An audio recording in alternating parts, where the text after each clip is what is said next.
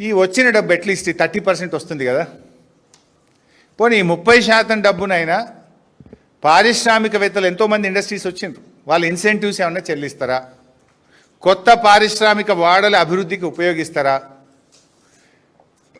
ఇండస్ట్రీస్ను ఆకర్షించడానికి పెద్ద ఎత్తున ఇన్సెంటివ్స్ ఇవ్వడమో, బయట ల్యాండ్లు కొని కొత్త ఇండస్ట్రియల్ కారిడార్స్ డెవలప్ చేయడానికి వాడతారా? లేదు మీ కమిషన్ల కోసం ఈ వచ్చిన డబ్బును బడా బడా కాంట్రాక్టర్ల బిల్లులు చెల్లిస్తారా కూడా ప్రజలకు సమాధానం చెప్పాలి.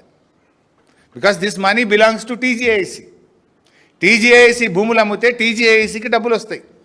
తెలంగాణ ఇండస్ట్రియల్ ఇన్ఫ్రాస్ట్రక్చర్ కార్పొరేషన్ మరి పారిశ్రామిక వాడల అభివృద్ధికో, పరిశ్రమలను ఆకర్షించడానికో, పరిశ్రమలకు ఇన్సెంటివ్స్ చెల్లించడానికో, నిరుద్యోగ యువతకు ఉపాధి కల్పించడానికో ఉపయోగించాలి.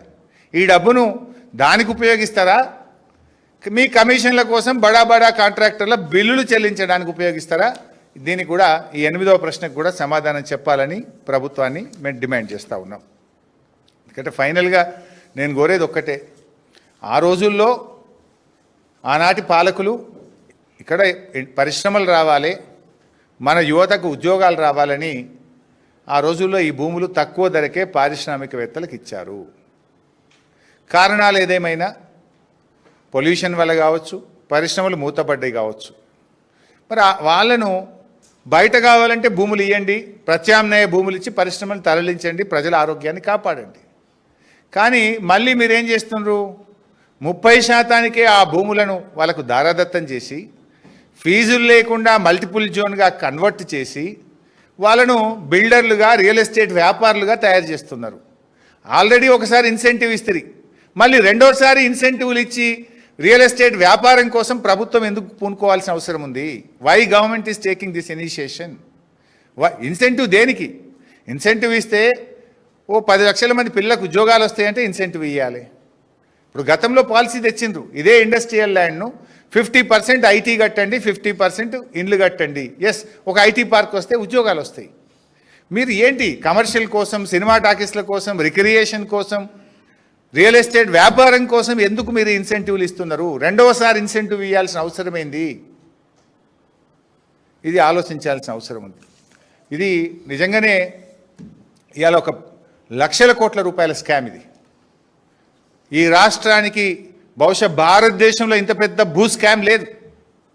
The biggest land scam in India. మీకు నిజాయితీ ఉంటే వెంటనే అసెంబ్లీని పిలవండి. ఆ రోజు అసెంబ్లీ ఒక్కటే రోజు పెట్టి పారిపోయింది కదా. మళ్ళీ పెడతాం, ఇక వారంలో పెడతాం, 10 రోజులనే పెడతాం అన్నారు. 3 నెలల అసెంబ్లీ పెట్టండి, అసెంబ్లీ పెట్టి చర్చకు పెట్టండి దీని మీద. దిస్ ఈజ్ పబ్లిక్ ప్రాపర్టీ, 4 కోట్ల ప్రజల ఆస్తి ఇది. ఇది మీ అయ్య జాగిరి కాదు, మీ సొంతం కాదు. మీరు 5 ఏళ్ల కోసం మాత్రమే వచ్చిన ప్రభుత్వం మీది. మీరు 5 ఏళ్లు పాలించడానికి మాత్రమే మీకు అవకాశాలు ఇచ్చారు. తాతల తండ్రుల తరతరాల ఆస్తిని మీ ఇష్టం వచ్చినట్టు అమ్ముకోవడానికి మీకు అధికారం లేదు. రేపటి భవిష్యత్ తరాలను దృష్టిలో పెట్టుకొని పాలన చేయాలి. కానీ మీ ఇష్టం వచ్చినట్టుగా ఈ భూములు అమ్ముతామంటే బీఆర్ఎస్ పార్టీ చూస్తూ ఊరుకోదు. We demand for in immediate assembly session పెట్టండి, ఈ పాలసీని చర్చకు పెట్టండి, ఓపెన్గా డిస్కస్ చేద్దాం, ప్రజల సమక్షంలో డిస్కస్ చేద్దాం, ప్రజల కోసం మాట్లాడదాం, పారదర్శకమైన పాలసీ తీసుకురావాలి తప్ప మీరు ఈ రకంగా ఇష్టం వచ్చినట్టు కొల్లగొడితే బీఆర్ఎస్ పార్టీ ప్రజల పక్షాన పోరాడుతుంది.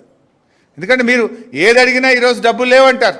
మరి డబ్బులు వచ్చే ఈ అవకాశాన్ని భవిష్యత్ అవసరాలను దృష్టిలో పెట్టుకోకుండా మీ జేబులు నింపుకోవడానికి పాలసీలు తెస్తే రేపు ప్రజలకు అన్యాయం జరుగుతుంది, భవిష్యత్ తరాలకు అన్యాయం జరుగుతుంది, హైదరాబాద్ నగరానికి శాశ్వతమైన అన్యాయం జరుగుతుంది. కనుక బీఆర్ఎస్ దీని పక్షాన ప్రశ్నిస్తుంది.